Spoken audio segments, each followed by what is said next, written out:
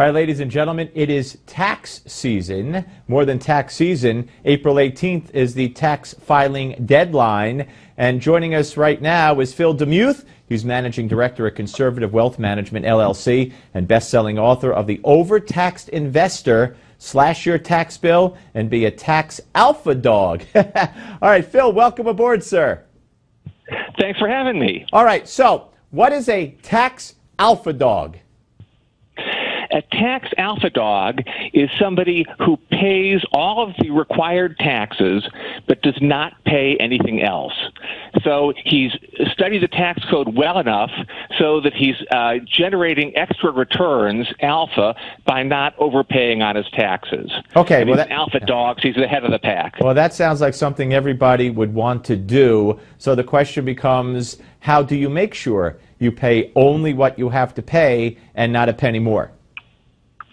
Well, it's not easy because the tax code is unbelievably complicated.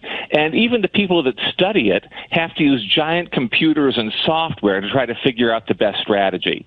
But I think there are certain rules of thumbs that most people can apply that will basically stand them in pretty good stead when facing it.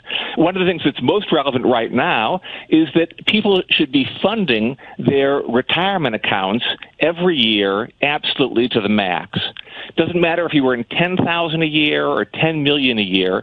Every researcher that's looked at this shows that you always come out ahead by funding your retirement accounts, and you have till the April 15th to do it. Right, and you actually then have till April 15th of this year to fund for last year is what you're talking about. Exactly.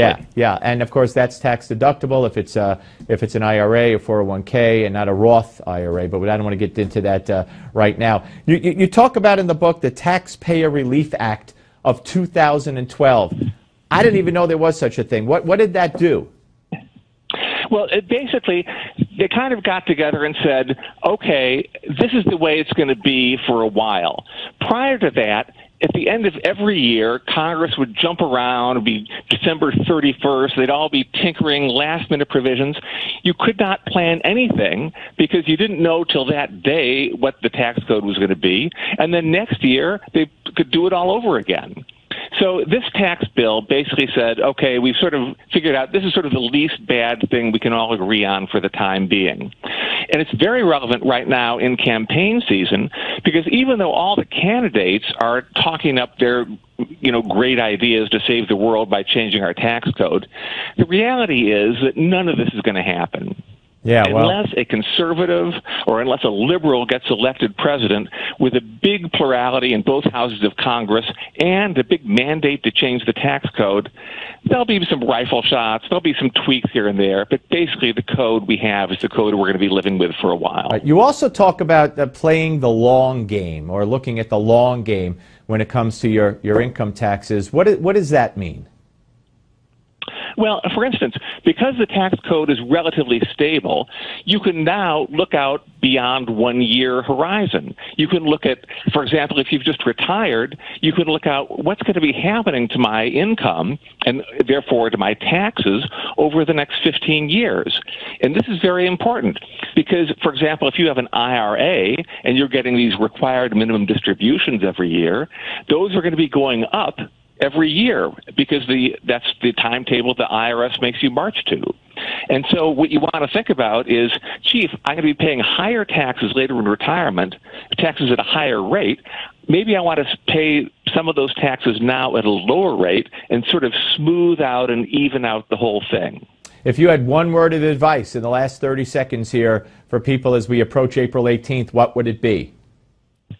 I would say 2 words of advice. Fund your IRAs, and if you have taxable accounts, don't use traditional mutual funds. Use exchange-traded funds because they're much more tax efficient. Gotcha. All right, Phil, great to talk to you, sir. Thank you very much. Thank you. And, of course, ladies and gentlemen, again, it's not April 15th this year. It's April 18th because of the date. I think it's a weekend, April 15th, if I'm not mistaken. Anyway, good luck with that. More of the Steve Malzberg Show coming right up.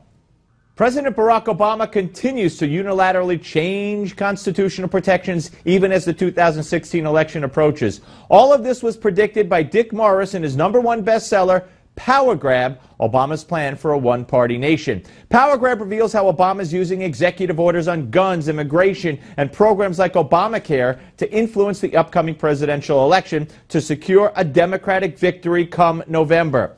In Power Grab, Dick Morris says Obama has a secret plan to make America a one-party nation. Power Grab exposes Obama's agenda. With the 2016 election almost here, be sure to get your copy of Dick Morris's bestseller, Power Grab. It's available at bookstores everywhere. Or get our free offer for Power Grab by calling our toll-free number 800-953-1812 or go online to powergrab411.com and get your copy of Power Grab with this free offer and save $25.